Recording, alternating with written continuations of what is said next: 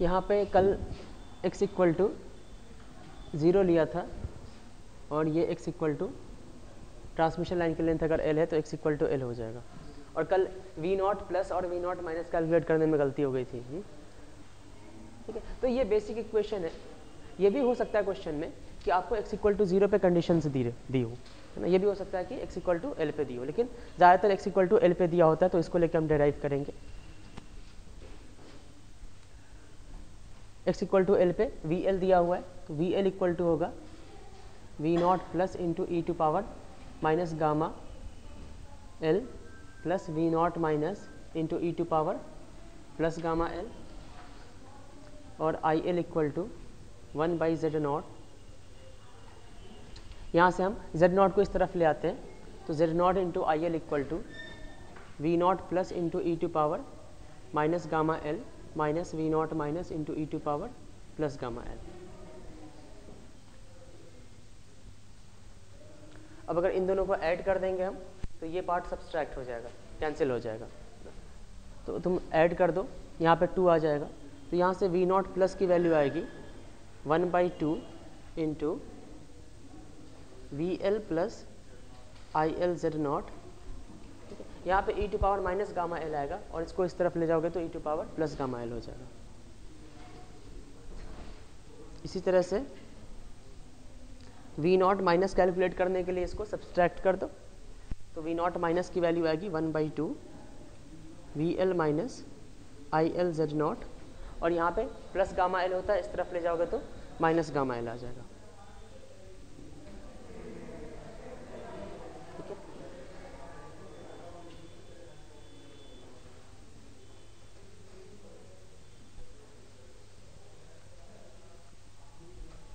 ठीक है।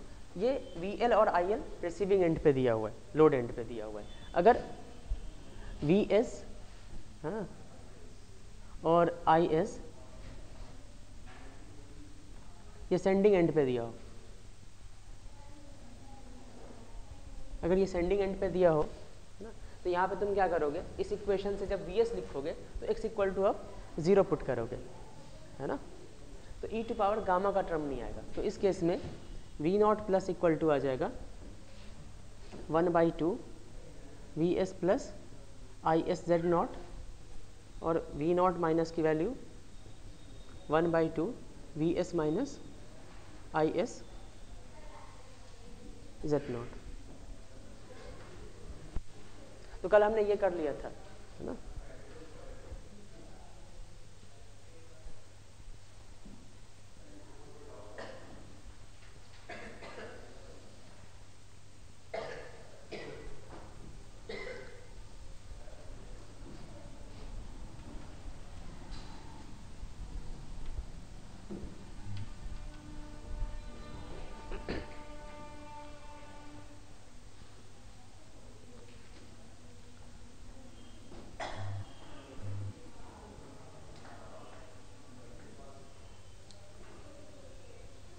अब अगर हम रिफ्लेक्शन कोफिशिएंट की वैल्यू लिखेंगे, रिफ्लेक्शन कोफिशिएंट को कैसे डिफाइन करते हैं,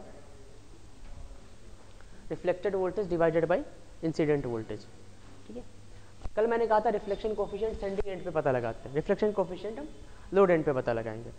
ठीक है, तो रिफ्लेक्टेड वोल्टेज क्या है, V0 minus into e to power gamma x divided by incident voltage है V0 plus e to power minus gamma x। ये आ जाएगा V0 minus divided by V0 plus into e to power 2 gamma x।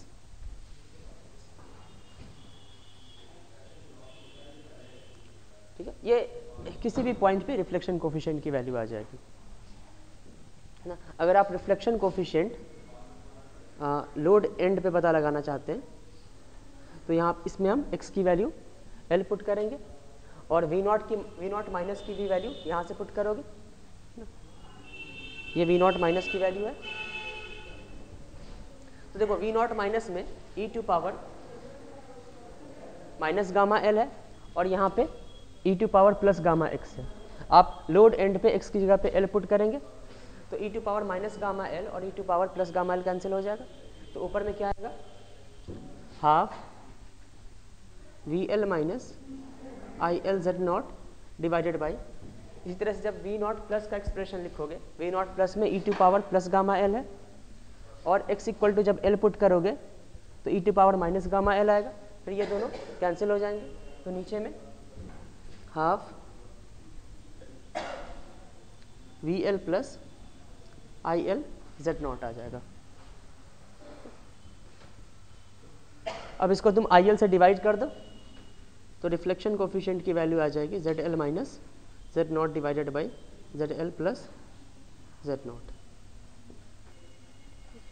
इसी तरह से input impedance, हम किसी भी पॉइंट पे इनपुट इम्पीडेंस डिफाइन कर सकते हैं। इनपुट इम्पीडेंस इक्वल टू हो जाएगा, इसका डेफिनेशन क्या है, total voltage divided by total current.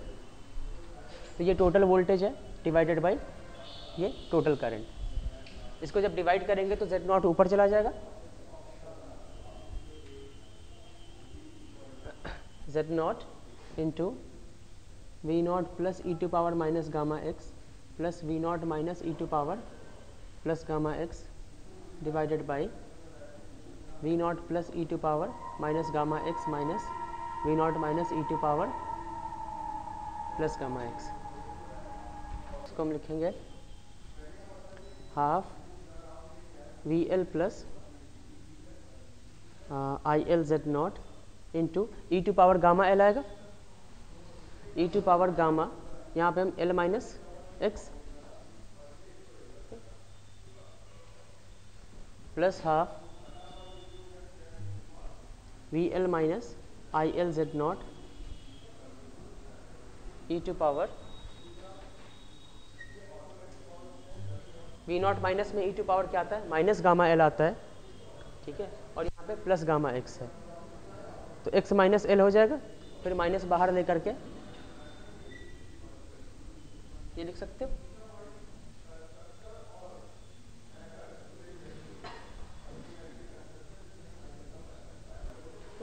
नीचे में आ जाएगा half V L plus I L Z not e to power gamma l minus x minus half V L minus I L Z not e to power minus gamma l minus x, ठीक है। ये अब ये input impedance l minus x के term में आ गया। अगर आप सेंडिंग एंड से एक्स यूनिट आ रहे हो, है ना, सेंडिंग एंड से किसी पॉइंट यहाँ पे, ये मान लो इसका सेंडिंग एंड है, यहाँ पे आप इनपुट इम्पीडेंस पता लगाना चाह रहे हैं, ये एक्स है, तो एल माइनस एक्स क्या रिप्रेजेंट करेगा, इसी पॉइंट की लोड एंड से डिस्टेंस में से पता बताएगा ना, जेड इनपुट सेंडिंग एंड से, ठीक। हमने कल ये भी बताया था ना कि इनपुट इम्पीडेंस हम जो दो पोर्ट होते हैं, जो इनपुट पोर्ट होते हैं वहाँ पे पता लगाते हैं। तो इनपुट हम सेंडिंग एंड पे दे रहे हैं x इक्वल टू 0 पे, x इक्वल टू 0 पे अगर पता लगाओगे तो ये आ जाएगा z not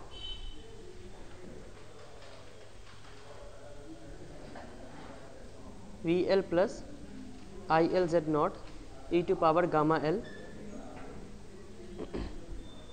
plus v L minus I L Z not e to power minus gamma l divided by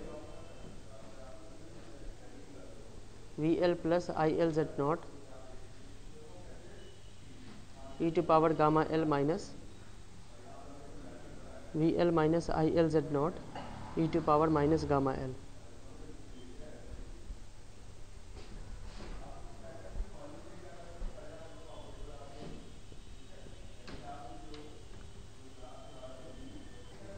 यहाँ से अब वी एल अगर कॉमन ले लेंगे हम तो ये e to power gamma L plus e to power minus gamma L, तो ये कॉस एच गामा एल आ जाएगा, है ना, 2 कॉस एच गामा एल।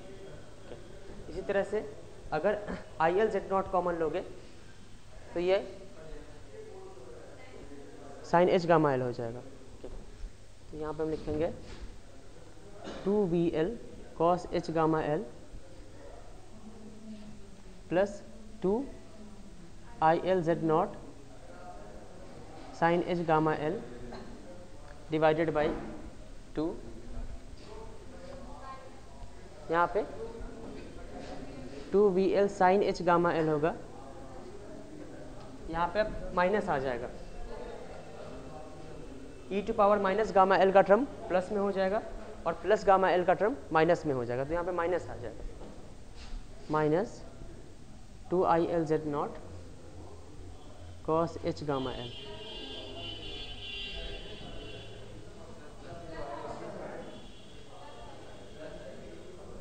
ये प्लस है और ये भी प्लस है, ठीक है, प्लस आ जाएगा।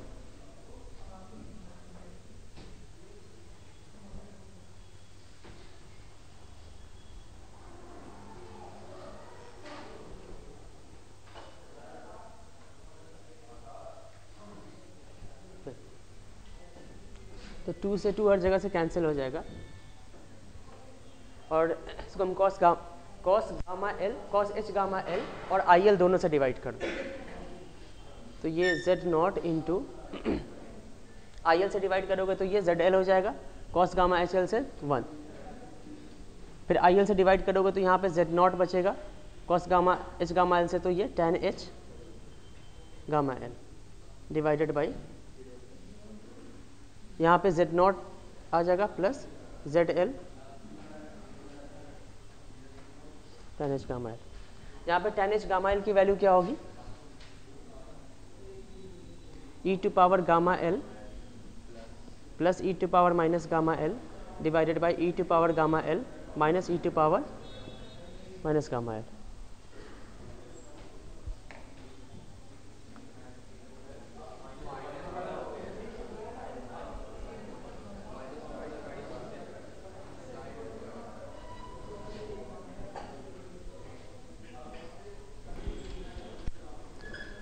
Gamma equal to root under R plus J omega L into G plus J omega C, है ना, equal to alpha plus J beta होता है।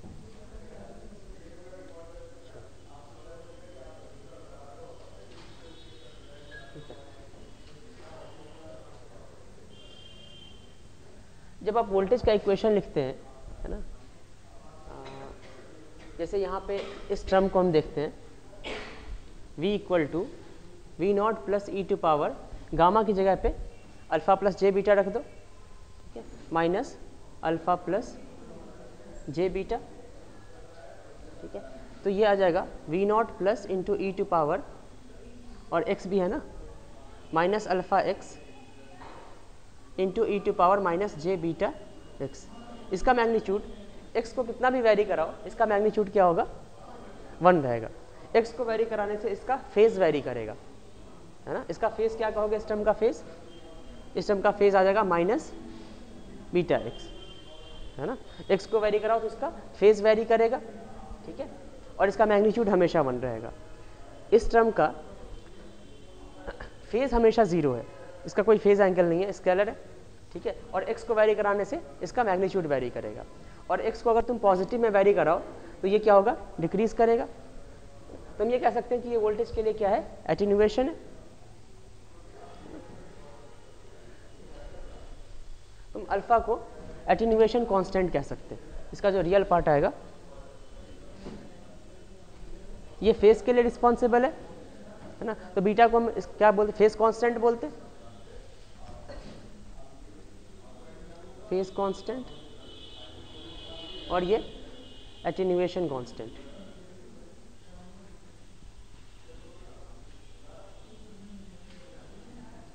अब यहां से अल्फा क्या होगा, इसका रियल पार्ट होगा, है ना। हम इस ट्रांसमिशन लाइन को डिस्टॉर्शन लेस लाइन कहेंगे जब इसका जो एटेन्यूएशन कांस्टेंट है वो इनपुट के फ्रीक्वेंसी पे डिपेंड ना करे, है ना। इसका एटेन्यूएशन कांस्टेंट की कुछ वैल्यू आएगी, है ना, और यहाँ पे आपने कुछ सोर्स लगाया है तो इंसिडेंट वोल्टेज डिक्रीज होता चला जाएगा, ठीक है, या फिर यहाँ पे कुछ वोल्टेज मान लिए हो तो ये वोल्टेज सबसे कम होगा और ये इंसिडेंट वोल्टेज इंक्रीज होता जाएगा, यहाँ पे सबसे ज़्यादा होगा। तो अब ये अल्फा अगर फ्रीक्वेंसी डिपेंडेंट आता है तो ये फ्रीक्वेंसी कौन सी फ्रीक्वेंसी लेते हैं, ओमेगा, टाइम वेरिएशन की फ्रीक्वेंसी, है ना। सोर्स में अगर ये, है ना, Vm साइन ओमेगा टी है, कोई भी सोर्स है, मैं यहाँ पर DC सोर्स नहीं लगाते, AC source, Vm sine omega T है वोल्टेज सोर्स, तो यहाँ पे ये ओमेगा है और अल्फा के कैलकुलेशन में यही ओमेगा आएगा, ठीक है। तो अगर अल्फा ओमेगा डिपेंडेंट है तो अलग अलग फ्रीक्वेंसी के सोर्स के लिए एटेन्यूएशन कांस्टेंट अलग अलग आ जाएगा, तो उसको हम उस लाइन को हम डिस्टॉर्शन वाली लाइन कहेंगे, लाइन विथ डिस्टॉर्शन, ठीक है। अगर अल्फा ओमेगा से इंडिपेंडेंट आ जाए तो किसी भी फ्रीक्वेंसी का लगाओ, सबके लिए एटेन्यूएशन कांस्टेंट सेम होगा, ठीक है, सबका वोल्टेज प्रोफाइल सेम जैसा बनेगा, तो उसको हम डिस्टॉर्शन लेस लाइन कहेंगे। तो आपको यहाँ से वो कंडीशन बतानी है ना, इसमें रिलेशन बताना है कि कोई भी फ्रीक्वेंसी का ले आओ जिसके लिए अल्फा क्या आना चाहिए, फ्रीक्वेंसी इंडिपेंडेंट आ जाना चाहिए। हो सकता है आर, एल, जी और सी में पार्टिकुलर रिलेशन हो, ठीक है। वो ट्रांसमिशन लाइन जो आप रिलेशन आप कैलकुलेट करेंगे उस रिलेशन को अगर सेटिस्फाई करेगा तो उस लाइन को हम डिस्टॉर्शनलेस लाइन कह सकते हैं। इसका रियल पार्ट जो आ जाना चाहिए, it must be independent of omega.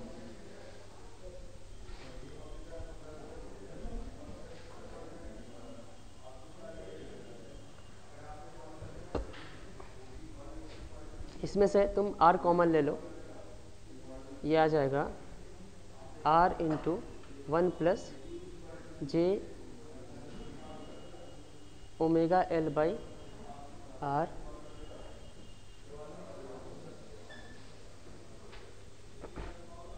यहाँ से G कॉमन ले लो, 1 plus omega C by ji.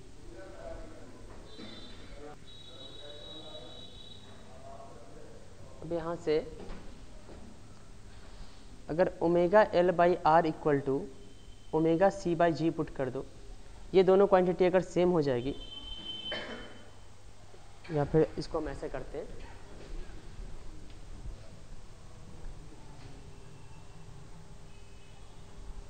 Root R G बाहर ले लिया, 1 plus J omega L by R into 1 plus J omega C by जी।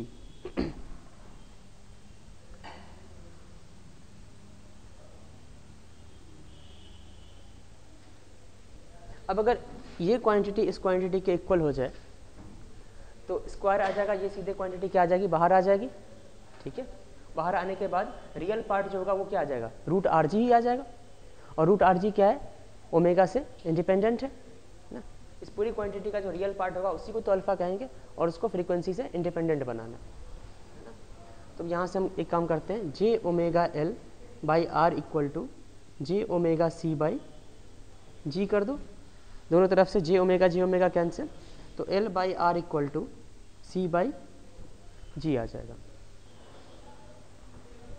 और अल्फा की वैल्यू क्या आ जाएगी, और उस केस में गामा इक्वल टू आ जाएगा root under R G into 1 plus J omega L by are.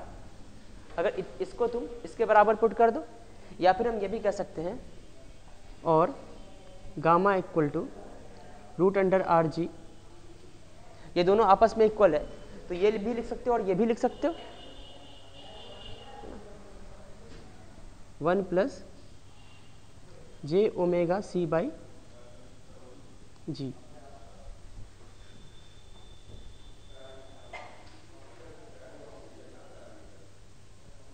या तो तुम यहां से देख के ये लिख सकते हो, या फिर omega L by are equal to C by ji put कर सकते हो कभी भी। तो यहाँ पे L by are equal to अगर G by C by ji put करोगे तो इतना ही आ जाएगा। अब अगर गामा इतना आ गया है तो अल्फा और बीटा क्या होगा,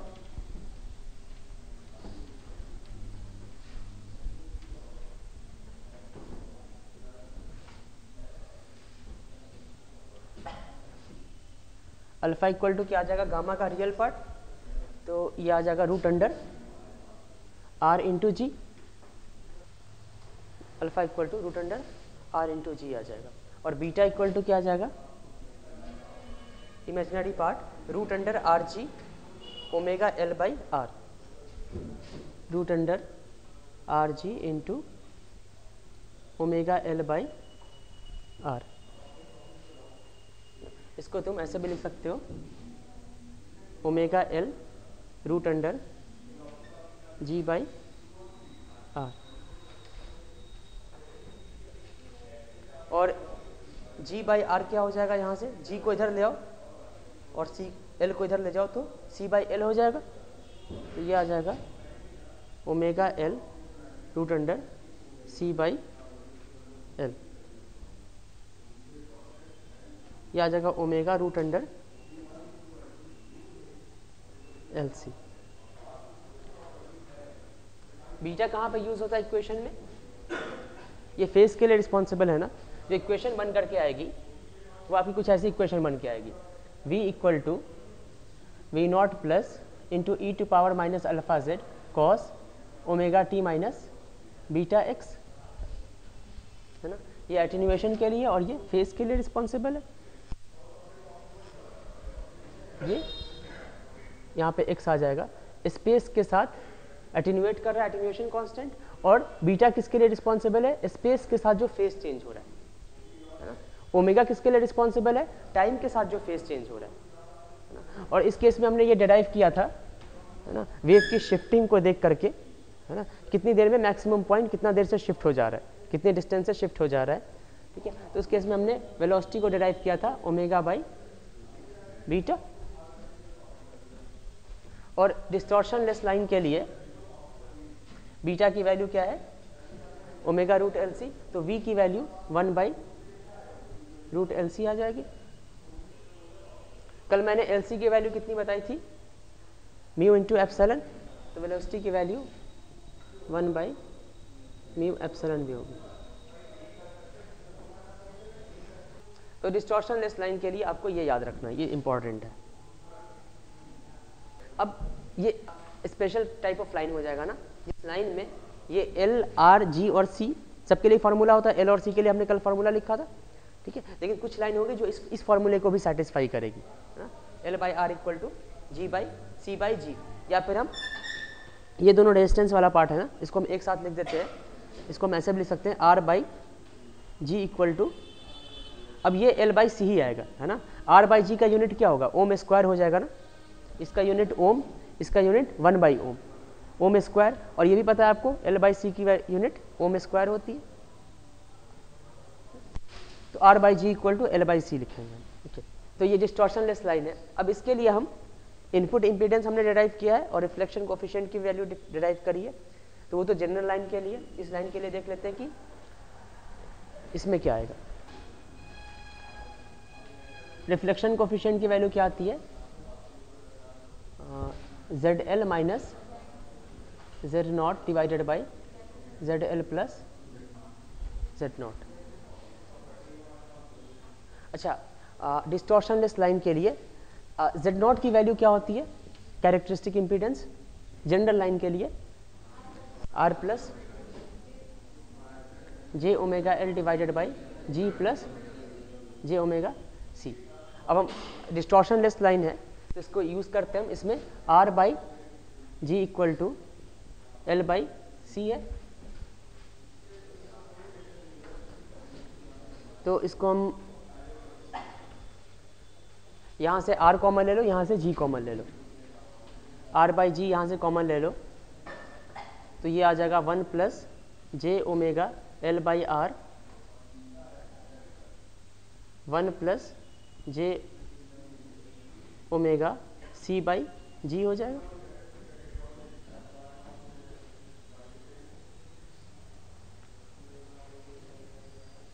अब एल बाई आर क्या आ जाएगा, सी बाई जी, तो ये कैंसिल हो जाएगा, तो ये रूट अंडर आर बाई जी आ गया। यहाँ पे L by are equal to r को ऊपर सी बाई जी आ जाएगा ना, तो इसकी जगह पे आप सी बाई जी लिख सकते हैं ना, तो ये दोनों कैंसिल हो जाएगा। और आर बाई जी को आप एल बाई सी लिख सकते हैं, तो ये भी इंपॉर्टेंट है, Z not equal to L by सी।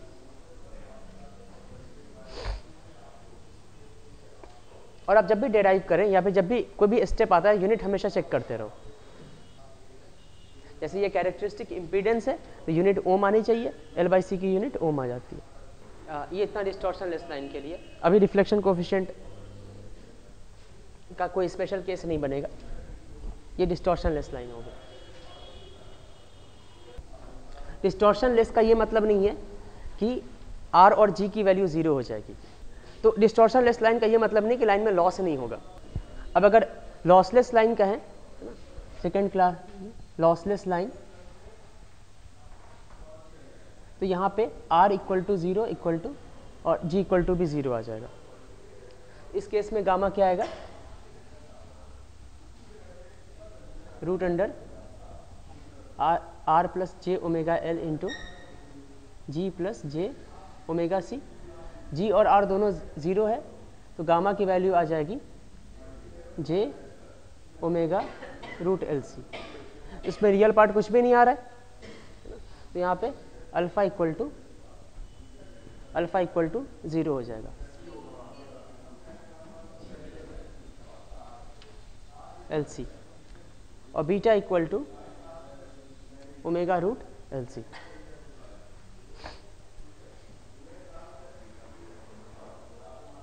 ठीक है, पिछले केस में अल्फ़ा 0 नहीं आ रहा था और बीटा सेम है। कैरेक्टरिस्टिक इम्पीडेंस क्या आ जाएगा, रूट अंडर R प्लस जे ओमेगा एल। तो R तो 0 है divided by G plus J omega सी।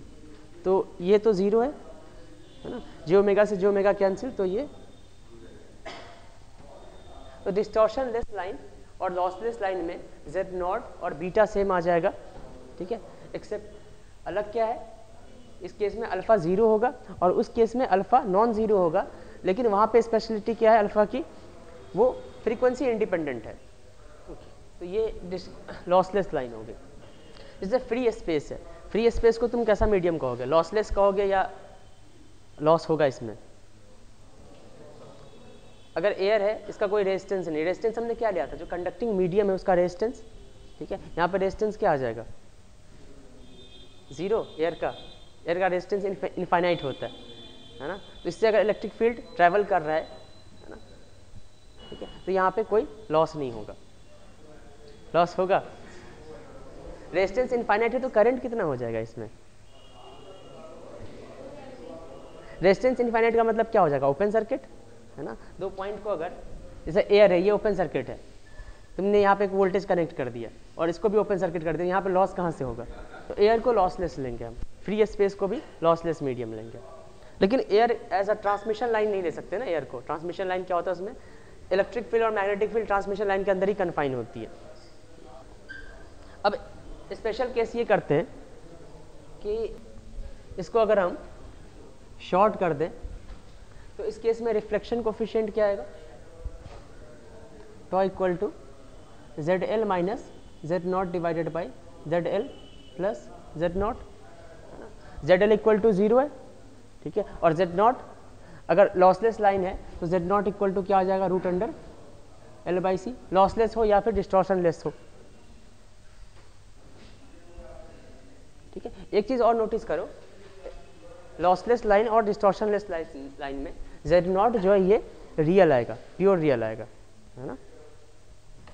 ठीक है, ऐसे तुम अगर जेड नॉट कैलकुलेट करो तो Z not equal to r plus J omega l divided by g plus, तो ये तो कॉम्प्लेक्स आएगा ना, इन जनरल ये कॉम्प्लेक्स आएगा, लेकिन लॉसलेस और डिस्टॉर्शन लेस दोनों के लिए ये रियल आ रहा है।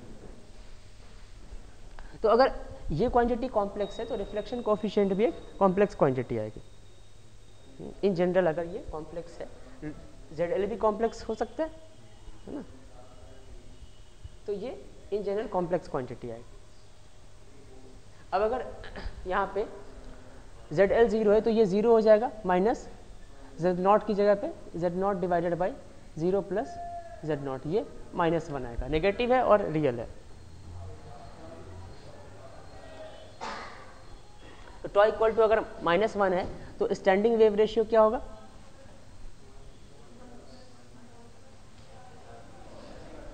स्टैंडिंग वेव रेशियो होता है 1 plus mod of tau divided by 1 minus,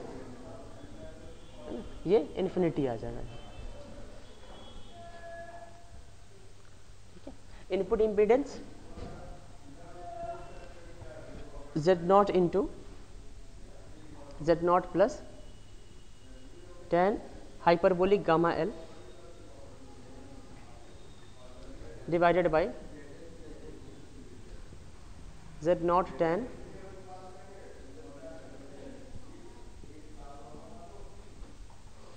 कितना आ जाएगा?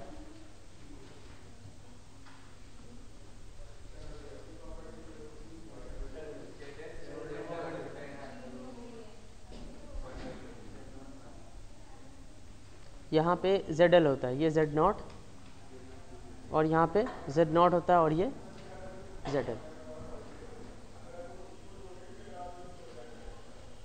ठीक है, अब अगर ZL 0 है, लाइन शॉर्ट की गई है, तो ZL को इसमें 0 पुट कर दोगे तो ये आ जाएगा, ये टर्म कैंसिल हो गया, ये टर्म 0 हो गया। ठीक है, और इस Z नॉट से फिर ये Z नॉट कैंसिल हो जाएगा, ये आ जाएगा Z not tan hyperbolic gamma L.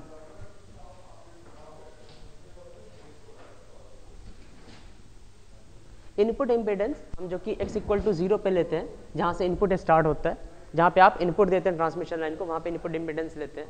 तो ये देखो लाइन की लेंथ क्या है, इसका भी फंक्शन है। अब अगर यहीं पे लाइन लॉसलेस लाइन है, लोड एंड को शॉर्ट कर दिया गया है और लाइन भी क्या है, लॉसलेस लाइन है, तो Z इनपुट इक्वल टू क्या आ जाएगा, Z नॉट। ठीक है, अब जो हम कर रहे हैं ना, ठीक है, ये न्यूमेरिकल के लिए कर रहे हैं। ठीक है, ये सब न्यूमेरिकल में यूज होगा। ठीक है, पहले सब कुछ डेरिवेशन था। Z नॉट tan, ठीक है, अब गामा की वैल्यू क्या आ जाएगी, अब जैसे tan H गामा L पता लगाना है ना, अब यहाँ पे गामा की वैल्यू आ जाएगी लॉसलेस लाइन के लिए J बीटा हो जाएगी गामा की वैल्यू, और पहले गामा की वैल्यू क्या होगी, अल्फा प्लस J बीटा, अगर लॉसलेस नहीं है तो gamma equal to J beta रखना है, तो tan हाइपरबोलिक J बीटा क्या हो जाएगा, पहले tan हाइपरबोलिक गामा L की वैल्यू पता लगाते हैं, ये हो जाएगा, ऊपर में साइन आता है ना, e to power gamma L minus e to power minus gamma L divided by e to power gamma L plus e to power minus gamma L। ठीक है, अब तुम गामा की जगह पे J बीटा पुट कर दो, तो ये आ जाएगा e to power J beta L minus e to power minus J beta L divided by e to power J beta L plus e to power minus J beta L। सही है, ये आ जाएगा 2J sine beta L divided by 2 cos beta L, ये आ जाएगा J tan beta L। तो अगर आप गामा इक्वल टू यहाँ पे J बीटा पुट करेंगे तो हाइपरबोलिक हट जाएगा, ये इतनी आ गई ना value, Z not tan hyperbolic gamma L की जगह पे हम tan को भी हटा दो, ये tan हाइपरबोलिक गामा L की value J tan beta L आ गया, तो J बाहर आ जाएगा tan बीटा L। ठीक है, ये मेन फार्मूला है इनपुट इम्पीडेंस के लिए। ये फार्मूला हम कहाँ से डिराइव करते हैं, total input voltage divided by total input current, और इसमें हम x इक्वल टू 0 पुट कर देते हैं तो इनपुट इम्पीडेंस हो जाता है ना। कहीं पे भी इम्पीडेंस जो आ जाएगा है ना, वो voltage total voltage divided by total current, input impedance पता लगाना है तो ये इनपुट एंड पे कर देंगे, तो x इक्वल टू 0, तो यहाँ से इनपुट इम्पीडेंस आ जाएगा। फिर हमने लोड को शॉर्ट कर दिया तो यहाँ पे ZL इक्वल टू 0 आ गया, ये आ गया। फिर हमने लाइन को भी लॉसलेस मान लिया, तो ये इतना आ गया। अगर यहीं पे हम लाइन को लॉसलेस मान लें तो इनपुट इम्पीडेंस क्या आएगा लॉसलेस लाइन के लिए, लॉसलेस लाइन के लिए आ जाएगा Z naught into ZL plus tan H gamma L की जगह पे हम J tan बीटा L रख लेंगे, ये आ जाएगा J Z not tan beta L divided by Z not plus tan h gamma L की जगह पे J tan beta L, J Z L tan beta L. ये लॉसलेस के लिए जेड इनपुट आ जाएगा। सिर्फ लॉसलेस माना यहाँ पे, बाकी सब कुछ जनरल है। जेड एल जनरल है और जेड इनपुट ये लॉसलेस के लिए होगा। Z input z L equal to अगर शॉर्ट कर दोगे तो आ जाएगा z not tan hyperbolic gamma l, और अगर दोनों को कंबाइन कर दोगे तो जेड इनपुट आ जाएगा। यहाँ पे हम क्या ले रहे हैं, लॉसलेस भी और लोड को भी शॉर्ट किया हुआ है, तो ये आ जाएगा J Z not tan beta L. तो इतना अलग अलग याद रखने की जरूरत नहीं है, तुम सीधे बस इतना याद रखोगे, मेन फार्मूला। ये मेन फार्मूला नहीं, ये मेन फार्मूला है। लेकिन न्यूमेरिकल में तुम्हारे को ज़्यादातर गेट के न्यूमेरिकल में लॉसलेस लाइन दिया रहेगा, तो लॉसलेस लाइन में ये हाइपरबोलिक की जगह पे जे tan बीटा एल आ जाएगा। तो ये फार्मूला मेनली याद रखो, ठीक है। बीटा इक्वल टू, बीटा का लेमडा के साथ क्या रिलेशन होता है, वी नॉट इक्वल टू हम लिखते हैं वी एम कॉस, कोई एटीन्यूएशन नहीं ले रहे हम, omega t minus beta x. तो एक टाइम पीरियड बाद ये कितना ट्रेवल कर जाता है, इसका फेज में 2 पाई का चेंज कब आएगा, जब बीटा एक्स इक्वल टू 2 पाई ओ, और इसके फेज में जब 2 पाई का चेंज आ जाएगा तो पॉइंट की वैल्यू भी उतनी ही आ जाएगी, है ना। जो भी वैल्यू है उसकी ये फिर से रिपीट करेगा। तो ये वेव अपनी वैल्यू को रिपीट कब करता है, लेमडा डिस्टेंस के बाद। तो जो भी डिस्टेंस ट्रेवल्ड है ना, एक्स, इसको हम क्या कहेंगे, लेमडा। तो beta into lambda equal to 2 pi, lambda equal to 2 pi by, या फिर beta equal to 2 pi by lambda. मतलब अगर तुम्हारे को कोई वेव है, कोई इलेक्ट्रोमैग्नेटिक वेव जिसका लेमडा दिया हुआ है, तो वहाँ से बीटा नोन हो जाएगा। नॉर्मली तुम्हारे को स्पीड दी रहेगी और फ्रीक्वेंसी दी रहेगी, ठीक है। तो स्पीड और फ्रीक्वेंसी पता है तो वहाँ से लेमडा पता चल जाएगा, लेमडा पता चल जाएगा तो फिर बीटा भी पता चल जाएगा। अब जेड इनपुट में लाइन की लेंथ तुम्हारे को न्यूमेरिकल में लेमडा के टर्म में दिया रहेगा, जैसे L equal to lambda by 4 line, इस तरह से दिया रहेगा, lambda by 4 line, lambda by 8 line, इस तरह से। एल इक्वल टू अगर लेमडा बाई 4 पुट करोगे तो इसका इनपुट इम्पीडेंस क्या आ जाएगा, J Z not tan 2 pi by, beta को 2 पाई बाई लेमडा लिखोगे और एल की जगह पे लेमडा बाई 4, तो ये 10 पाई बाई 2 इनफाइनाइट आ जाएगा। तो यहाँ पे जेड इनपुट इनफाइनाइट हो जाएगा। इसी तरह से आप अगर लेमडा बाई 8 लाइन ले लें, लेमडा बाई 8 के लिए यहाँ पे पाई बाई 4 आ जाएगा। तो यहाँ पे z input equal to j Z naught. तो ये हमने लोड एंड पे शॉर्ट सर्किट किया हुआ था। अच्छा, ये रिफ्लेक्शन कोफिशिएंट है जो हम कैलकुलेट करते हैं, ये वोल्टेज के लिए कैलकुलेट करते हैं या करंट के लिए? हमने ऐसे डिफाइन किया था ना, reflected voltage divided by incident voltage. तो ये रिफ्लेक्शन कोफिशिएंट वोल्टेज और करंट दोनों के लिए सेम आएगा या अलग अलग आएगा? माइनस साइन के साथ आएगा। अगर हम इसको ऐसे डिफाइन करें, reflection coefficient equal to incident voltage divided by reflected voltage, sorry reflected voltage divided by incident voltage. तो ये v not minus e to power gamma x divided by v not plus e to power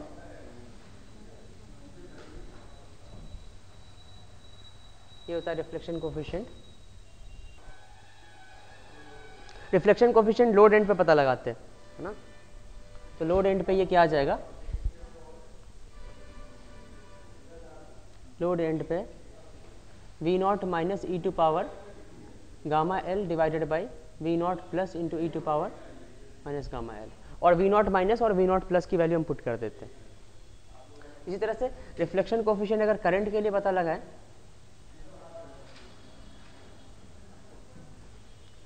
तो हम लिखेंगे reflected current होगा I not minus e to power gamma x divided by incident current I not plus e to power minus gamma x.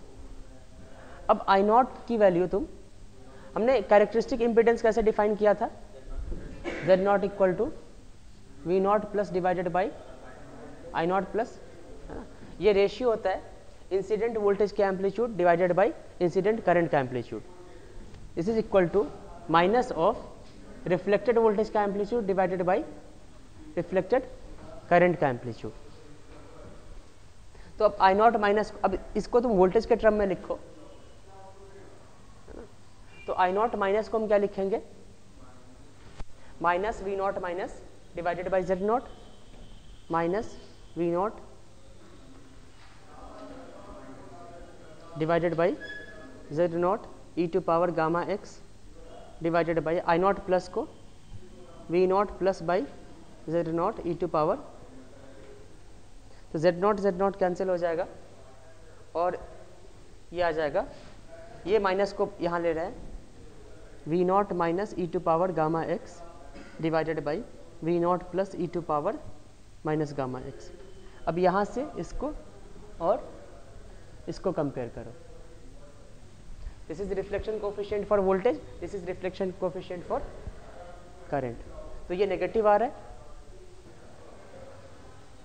Reflection coefficient load end पे हम calculate किए थे ना, load end पे reflected voltage divided by incident voltage. अगर reflection coefficient -1 है, मतलब बिल्कुल लोड एंड पे जितना इंसिडेंट वोल्टेज होगा उसका ठीक नेगेटिव रिफ्लेक्टेड वोल्टेज होगा। तो लोड एंड पे टोटल वोल्टेज कितना आएगा, incident voltage plus reflected voltage. Reflected voltage ठीक नेगेटिव है इंसिडेंट वोल्टेज का, टोटल वोल्टेज क्या होगा, हमने लाइन कैसे लोड कैसा लिया था, शॉर्ट लिया हुआ है, तो लोड वोल्टेज 0 आना भी चाहिए, है ना। तो इस तरह से तुम वेरीफाई भी कर सकते हो, ठीक है, कि यहाँ पे टोटल वोल्टेज 0 आना चाहिए। तो v incident plus v reflected at load end equal to 0, तो v r equal to minus of v input. तो यहाँ पे रिफ्लेक्शन कोफिशिएंट कितना आ रहा है, -1, ठीक है। तो अगर रिफ्लेक्शन कोफिशिएंट माइनस है, मतलब जहाँ पे रिफ्लेक्शन हो रहा है वहाँ पे मिनिमा आकर करेगा, ठीक है। लेकिन उसके बाद क्या होता है, जब जैसे जैसे तुम पीछे आते हो, ठीक है, इंसिडेंट वोल्टेज का omega t minus beta x के रेट से फेस चेंज होता है ना, अगर एक्स आप इस डायरेक्शन में ले रहे हैं, और रिफ्लेक्टेड वोल्टेज का omega T plus beta x के रेट से चेंज होता है फेस। तो जब आप पीछे आएंगे तो एक्स को नेगेटिव पुट करते जाओगे, तो इसका फेस अलग तरीके से चेंज होगा, इसका फेस अलग तरीके से चेंज होगा, ठीक है। तो शुरू में दोनों नेगेटिव थे, एक दूसरे के अपोजिट थे, लेकिन हो सकता है थोड़ी देर बाद सेम फेज में आ जाए, ठीक है। अब हम ओपन सर्किट के लिए करते हैं। अगर यहाँ पे ओपन सर्किट है तो ओपन सर्किट के अबाउट वोल्टेज का तो कोई आइडिया नहीं रहता हमारे को। यहाँ पे अगर रिफ्लेक्शन कोफिशिएंट पता लगाना है,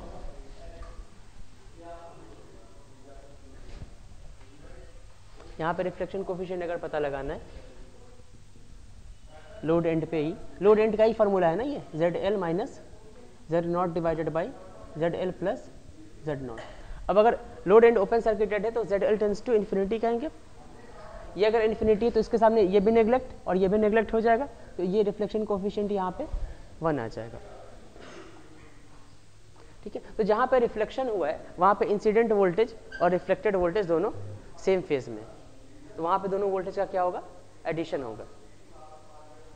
जैसे मैंने इलेक्ट्रिक फील्ड का रिफ्लेक्शन बताया था ना, वो मैंने बताया था कि अलग अलग टाइप के लिए बताया था। एक मैंने एक बताया था जिसमें beta Z equal to n pi पे मैक्सिमम होता है, और दूसरा beta Z equal to odd multiple of π/2 पे मैक्सिमम, 2 टाइप का बताया था। तो किसी भी टाइप में तुम देखो, जैसे जैसे फेज π/2 से चेंज होता है, रिफ्लेक्टेड वेव और इंसिडेंट वेव एक दूसरे के साथ भी आते हैं और फिर π/2 के बाद अपोजिट हो जाते हैं। तो ठीक वैसा ही केस यहाँ पे होगा। जैसे यहाँ पे दोनों अगर ओपन सर्किटेड है तो रिफ्लेक्टेड वोल्टेज और इंसिडेंट वोल्टेज क्या है, दोनों सेम फेज में है बिल्कुल लोड एंड पे। अगर तुम इससे π/2 पीछे आ जाओगे फिर दोनों क्या हो जाएंगे, अपोजिट फेज में हो जाएंगे। ठीक है, दोनों अपोजिट फेज में हो जाएंगे और ओके ठीक है। तो जहाँ पे अपोजिट फेज में होंगे वहाँ पे वोल्टेज का एम्पलीट्यूड क्या हो जाएगा, मिनिमम हो जाएगा। ठीक है, और जहाँ पे सेम फेज में रहेंगे वहाँ पे मैक्सिमम हो जाएगा। तो ये मैक्सिमम और मिनिमम का जो रेशियो होता है इसी को हम स्टैंडिंग वेव रेशियो कहते हैं। ठीक है, ओपन सर्किट लाइन के लिए अब हम इनपुट इम्पीडेंस देखते हैं, ये कितना आएगा, Z0 into ZL plus lossless line मान के चलते हैं J Z0 tan beta L divided by Z0 plus J ZL। तुम इससे अवॉइड मत करो, तुम इसको हर बार लिखो, है ना, ये तुम्हें याद करना पड़ेगा। मतलब याद करना नहीं पड़ेगा, अगर तुम न्यूमेरिकल करोगे तो अपने आप ही याद हो जाएगा ये।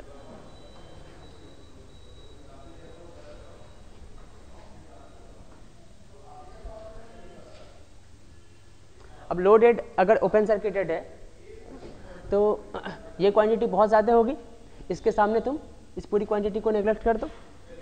यहाँ पे ये क्वांटिटी बहुत हाई है तो इसको नेग्लेक्ट कर दो। ठीक है, इन दोनों के नेग्लेक्ट होते ही यहाँ पे फिर ZL और ZL कैंसिल हो जाएगा, तो ये आ जाएगा Z0 divided by J tan beta L।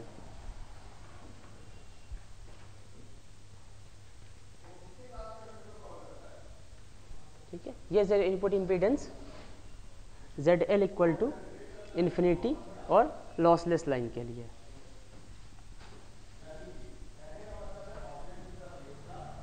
अब यहाँ पे अगर हम λ/4 लाइन ले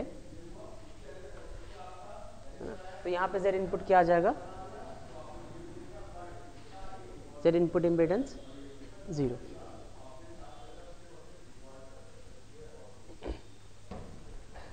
और λ/8 लाइन के लिए Z input equal to Z0 divided by J हो जाएगा ना, -J Z0। शॉर्ट सर्किट के केस में Z इनपुट क्या आ जाएगा,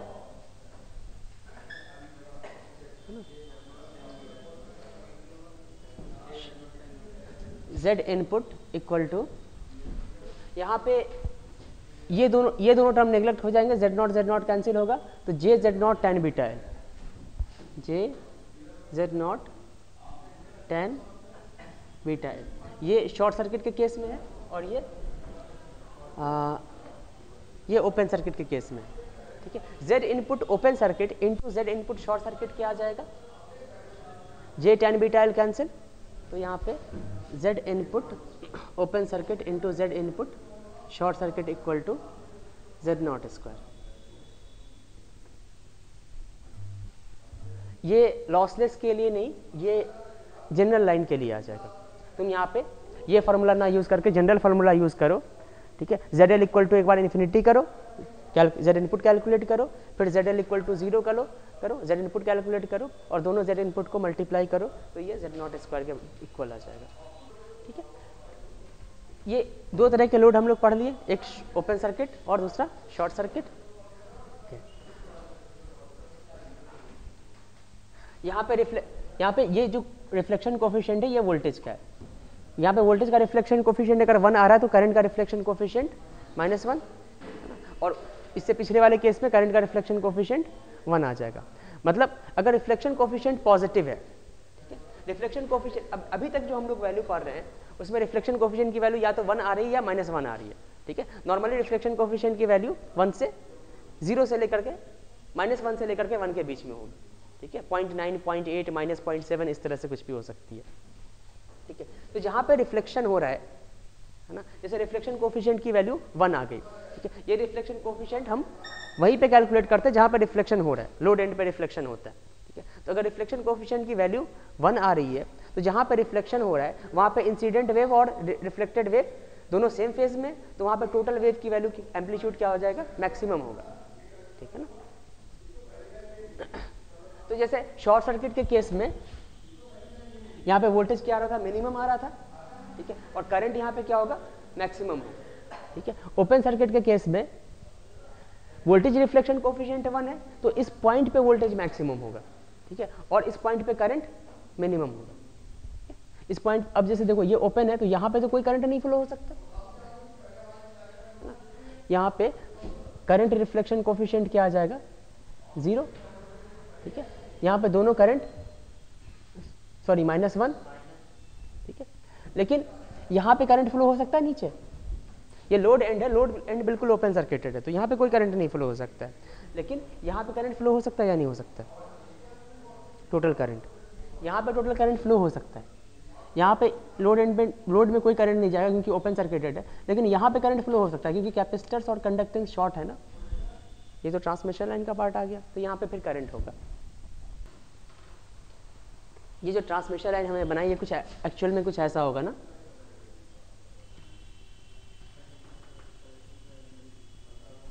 इसी तरह के बहुत सारे पार्ट होंगे और लास्ट में क्या होगा, लोड ओपन सर्किटेड होगा, ठीक है। यहाँ पे भी ये टोटल ब्लॉक ऐसा यहाँ पे भी होगा, यहाँ पे कोई करंट नहीं आएगा, मतलब ये करंट 0 होगी, लेकिन इससे ठीक पीछे यहाँ इसमें तो करंट नीचे आ रहा होगा ना, तो अगर यहाँ पे नीचे करंट आ रहा है तो यहाँ पे भी करंट को फ्लो होना होगा, तो हम ये करंट कैलकुलेट करते हैं हर टाइम पे। This total I is equal to I incident plus I reflected.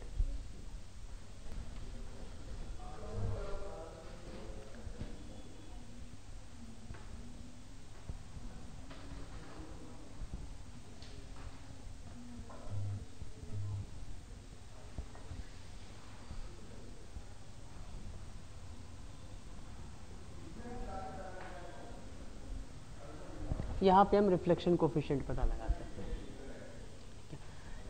एक लाइन हमने पढ़ा जहाँ पर ZL इन्फिनिटी, फिर ZL equal to 0। Third kind of line है जो इम्पॉर्टेंट है, पहले वाला तो भी इम्पॉर्टेंट था न्यूमेरिकल के लिए, ठीक है। थर्ड लाइन है जहाँ पे लोड की वैल्यू इतनी सेट करते हैं जो कि लाइन के कैरेक्टरिस्टिक इम्पीडेंस के इक्वल आ जाए। अगर आप लोड को इस तरह से सेट कर दो तो इसको हम मैच्ड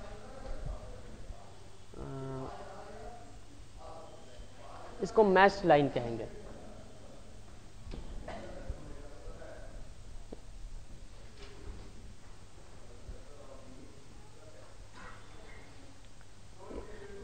ये जो भी हम लोग ट्रांसमिशन लाइन पढ़ रहे हैं ना, ये सारी ट्रांसमिशन लाइन पावर सिस्टम में भी पढ़ा जाता है, ठीक है। फर्क ये है कि कम्युनिकेशन सिस्टम में जो ट्रांसमिशन लाइन है वो हाई फ्रीक्वेंसी पे एनालाइज करते हैं, और जो पावर सिस्टम में ट्रांसमिशन लाइन होती है वो 50 हर्ट्ज फ्रीक्वेंसी पे एनालाइज किया जाता है। तो उस केस में इसको हम सर्ज इम्पीडेंस लोडिंग कहते हैं। यहाँ पे जो भी लोड है अगर लाइन के, और यहाँ पे इसको कैरेक्टरिस्टिक इम्पीडेंस कहते हैं ना, वहाँ पे सर्ज इम्पीडेंस कहा जाता है, जो √L/C आ जाता है। ओके, तो अब अगर ZL इक्वल टू Z0 है तो इनपुट इम्पीडेंस क्या आ जाएगा इस केस में, ये Z0, यहाँ पे भी Z0 सब कैंसिल हो जाएगा, ये Z0 बचेगा।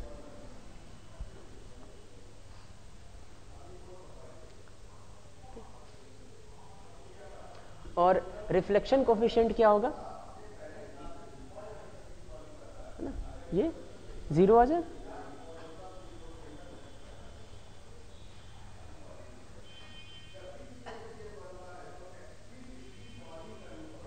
तो इस तरह की लोडिंग इसलिए प्रीफर की जाती है कि यहाँ पे सिर्फ इंसिडेंट वेव होता है, कोई रिफ्लेक्टेड वेव नहीं होता। रिफ्लेक्टेड वेव शायद मैं कंफर्म नहीं हूँ, लेकिन इसलिए अवॉइड किया जाता है कि रिफ्लेक्टेड वेव की वजह से क्या होता है, रिफ्लेक्टेड वेव और इंसिडेंट वेव के फेज अलग अलग तरीके से चेंज होते हैं। तो जहाँ पे अगर अलग अलग तरीके से चेंज होंगे तो एक पॉइंट आएगा जहाँ पे दोनों मैक्सिमम होगा, वहाँ पे वोल्टेज बहुत ज़्यादा हो जाएगा, फिर वोल्टेज बहुत कम हो जाएगा।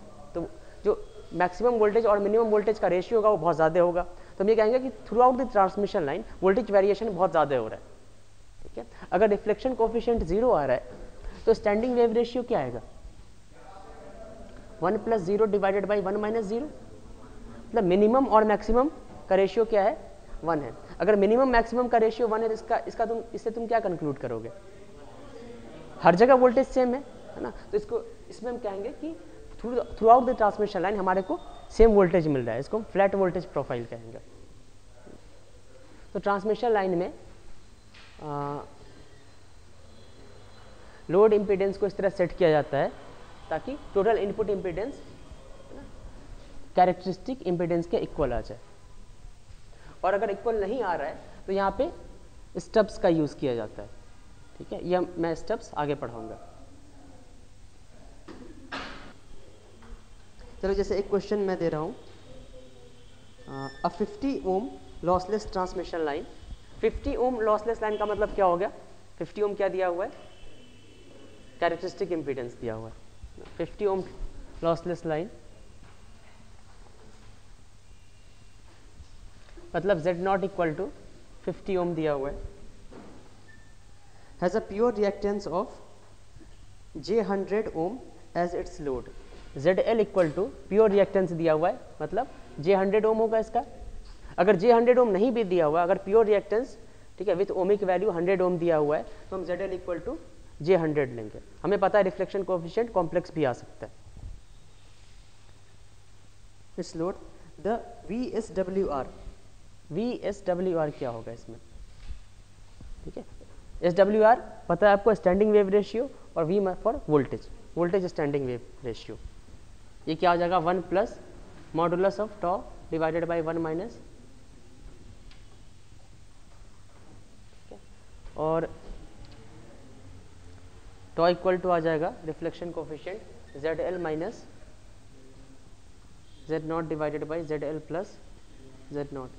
ZL इक्वल टू J100 दिया हुआ है plus 50 divided by J100 plus 50।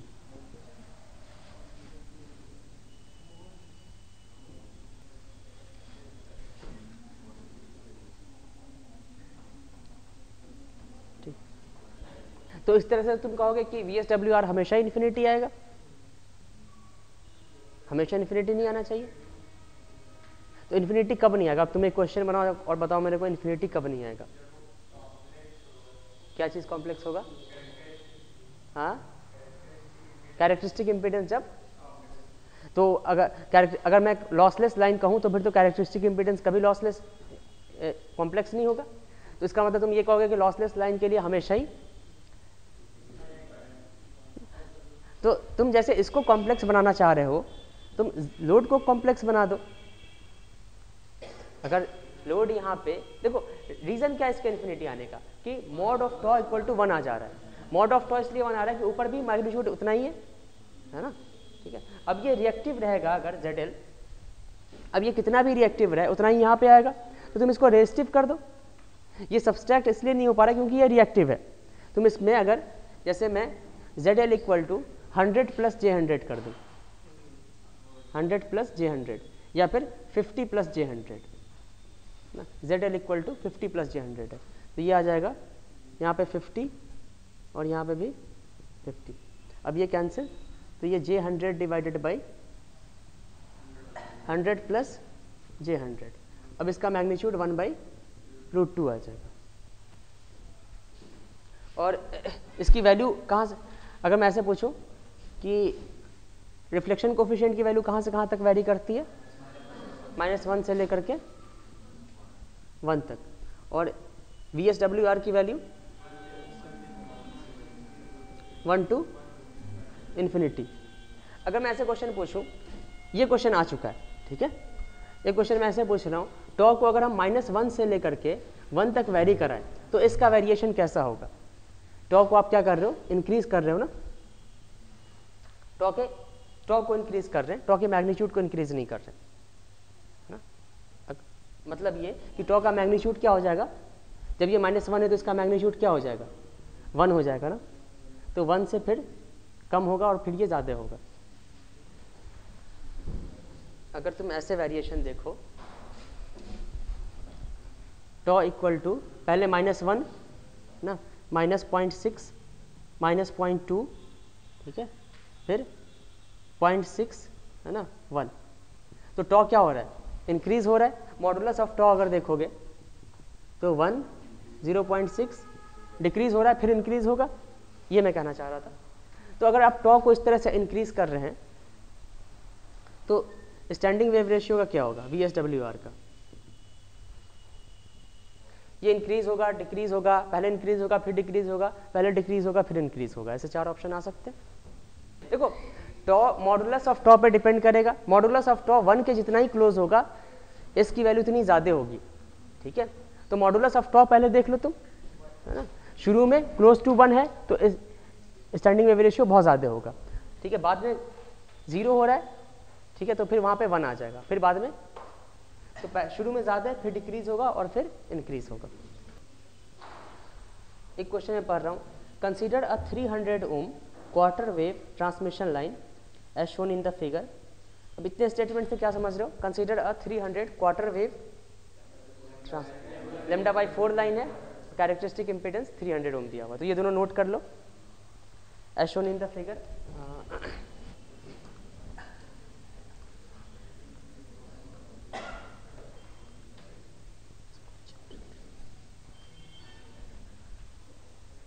ये सोर्स है,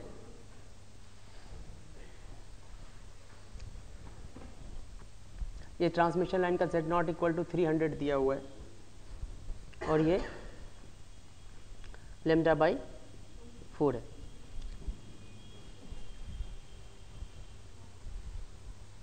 It is connected to a 10 volt 50 ohm source, 10 volt 50 ohm source है at one end and is left open circuited at the other end. The magnitude of the voltage at the open circuited end of the line is. यहाँ पे voltage क्या होगा,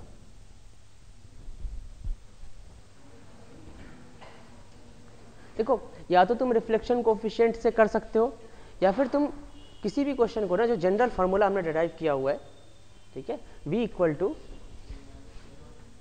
V0 + e⁻ gamma x plus V0 - कभी कभी question इससे भी आसानी से हो जाते हैं जनरल फार्मूला से। मैं अभी नहीं कर रहा हूँ, मैं ये नहीं कर रहा हूँ कि इसमें ये फार्मूला लग जाएगा, ठीक है, लेकिन इसका भी तुम यूज़ कर सकते हो। हमने जो डिराइव किया था वो इस तरह से डिराइव किया था, सोर्स था, सोर्स रेजिस्टेंस, ये हमने ये पूरे डेरिवेशन में कहीं पे नहीं आया था। उसके बाद यहाँ से ट्रांसमिशन लाइन स्टार्ट किया था हमने और ये लोड जो कि ओपन सर्किटेड है। ट्रांसमिशन लाइन का इनपुट इम्पीडेंस हम यहाँ से लेंगे, सोर्स के इम्पीडेंस को छोड़ देंगे, है ना, ठीक है। तो इस केस में अगर मैं ट्रांसमिशन लाइन का इनपुट इम्पीडेंस पूछूं तो ये कितना आएगा, इन्फिनिटी आ जाएगा। लॉसलेस लाइन है 0 आएगा। अगर इस पॉइंट पे यहाँ पे Z इनपुट = 0 आ रहा है तो इसको हम इस तरह से रिप्रेजेंट कर सकते हैं, 10 वोल्ट है, ये 50 ओम और ये यहाँ पे मतलब impedance seen by this terminal क्या होगा, 0 होगा, तो यहाँ पे हमने शॉर्ट कर दिया, ठीक है। तो ठीक इस पॉइंट पे ये टोटल इम्पीडेंस कितना दिखा जाएगा, 0, ठीक है। तो इसके क्रॉस वोल्टेज आ जाएगा 10 वोल्ट, है ना। तो यहाँ पे इसमें जो करंट फ्लो होगा, ठीक है, ये 0.2 एम्पियर होगा। हम ये भी कहेंगे ट्रांसमिशन लाइन में जो इनपुट करंट होगा,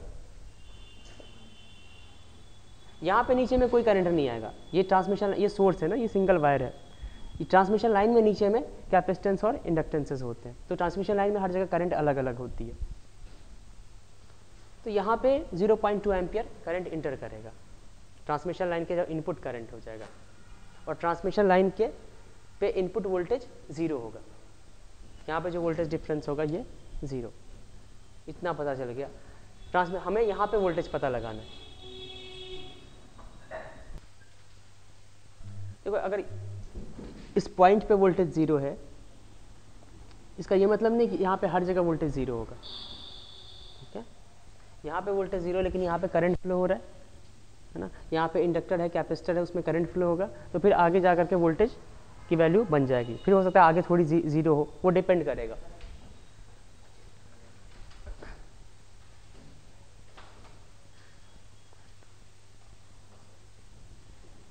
हम इसको ऐसे कर सकते हैं, आई की वैल्यू क्या होती है, आई का formula I not plus e to power minus gamma x plus I not minus e to power minus gamma x. Okay, इसमें तुम क्या करो, हाँ हो जाएगा, ठीक है, हो गया। यहाँ पे वोल्टेज कितना है, 0 है ना। यहाँ पे x इक्वल टू, इस फार्मूला, जब हमने ये फार्मूला डेराइव किया था तो यहाँ पे x इक्वल टू 0 लिया था, और ये x इक्वल टू L लेते हैं जो कि λ/4 दिया हुआ है। अब आपको, अब ये इस इक्वेशन में अननोन क्या होता है, दो ही अननोन है ना, और तुम्हारे पास दो इक्वेशन गिवन है, सेंडिंग एंड पे कंप्लीट इन्फॉर्मेशन गिवन है आपको, सेंडिंग एंड पे वोल्टेज भी पता है, सेंडिंग एंड पे करंट भी पता है। तो सेंडिंग एंड पे तुम अप्लाई करो, voltage equal to 0, x equal to 0 put करो, तो v not plus v not minus equal to 0 हो जाएगा। और इसको तुम कैरेक्टरिस्टिक इम्पीडेंस के टर्म में लिखो, वो भी दिया हुआ है, इसको हम लिखेंगे, सेंडिंग एंड पे करंट 0.2 एम्पियर दिया हुआ है ना, ये आ जाएगा v not plus by z not minus v not minus by z not, ठीक है, इतना ही आ जाएगा। x इक्वल टू 0 पुट कर दिया, तो ये आ जाएगा v not plus minus v not minus equal to z naught equal to कितना दिया हुआ है, 300 ना, तो 300 इंटू 0.2 60 वोल्ट आ जाएगा, ठीक है। तो v not plus equal to, v not plus की वैल्यू क्या आ जाएगी, दोनों को ऐड कर दो, v not plus equal to 30 volt और v not minus equal to minus 30 volt, है ना, गलत है क्या? ओके, अब आपको अगर यहाँ पे वोल्टेज पता लगाना है ना, यहाँ पे अगर वोल्टेज पता लगाना है तो हम इस इक्वेशन में x की जगह पे λ/4 पुट कर देंगे और गामा की जगह पे बीटा पुट कर देंगे। बीटा नहीं दिया हुआ इसमें, बीटा की जगह पे 2π/λ पुट करोगे ना, तो यहाँ पे मतलब ये जो होता है, देखो अल्फा अगर 0 है तो ये क्या रिप्रेजेंट करेगा, फेज ही तो रिप्रेजेंट करेगा ना। तो यहाँ पे e to power minus j π/2 होगा, यहाँ पे e to power plus j π/2, है ना। मैंने वही कहा ना, यहाँ पे क्वार्टर वेरिएशन है ना, तो यहाँ पे एंगल का भी क्वार्टर वेरिएशन होगा, क्वार्टर मतलब π/2। तो ये आ जाएगा v equal to, v not plus की वैल्यू है 30 volt, e to power j π/2 minus j π/2, और v नॉट माइनस की value minus 30 e to power plus j π/2। तो e to power minus j π/2 minus j होता है, तो ये minus 30j और ये माइनस 30j माइनस 60j, तो वोल्टेज का मैग्नीट्यूड माइनस 60 वोल्ट आ जाएगा।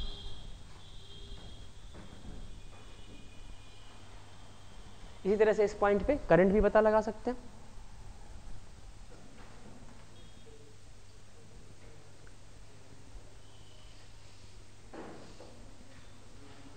जैसे हम लोग ये देखो, अब ये बिल्कुल हमारा सर्किट डायग्राम, सर्किट बन गया, जैसे हम एनालॉग में यूज करते हैं ना, ये कोई वोल्टेज है ना, इसका कुछ सोर्स इंपीडेंस दिया हुआ है, ठीक है, और कोई लोड है, ये ZL है ना, और ये V दिया हुआ, ये सोर्स दिया हुआ, तो आउटपुट वोल्टेज क्या आता है लोड के across, V naught equal to V source into ZL divided by ZL plus RS। तो यहाँ पे भी वैसे ही यूज करेंगे, जैसे यहाँ इस पॉइंट पे वोल्टेज पता लगाने के लिए मैंने क्या कर दिया, इस पॉइंट के अबाउट इनपुट इम्पीडेंस का 0 दिया हुआ है, तो यहाँ पे वोल्टेज क्या हो जाएगा 0। लेकिन अगर तुम यहाँ पे पता लगाना चाहते हो तो इस पॉइंट के अबाउट इनपुट इम्पीडेंस तो 0 नहीं होगा, ठीक है, सोर्स इम्पीडेंस इतना दिया हुआ है ना, ठीक है। लेकिन अब यहाँ से यहाँ तक भी इम्पीडेंस आपको नहीं पता है, तो अभी हम प्रोसीड नहीं कर सकते।